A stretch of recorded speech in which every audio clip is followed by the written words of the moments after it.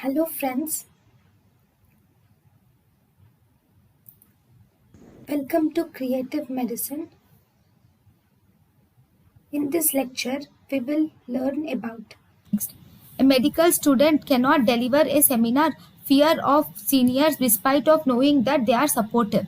He further has difficulty in speaking in front of others and also avoids going to parties. So this is social phobia.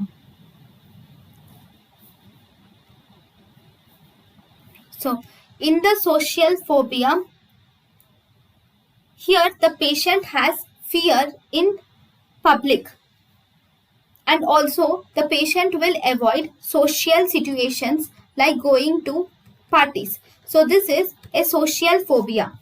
Social phobia is irrational fear of social situations. Though it is said that it also includes certain activities. However, social context or situation is the one which is central in social phobia. For example, many patients have difficulty in eating in restaurants.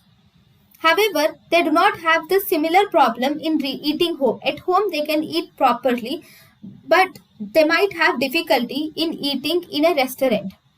So, some situations might produce anxiety to the patient. So, these are social phobias. Thank you, and thank you for watching.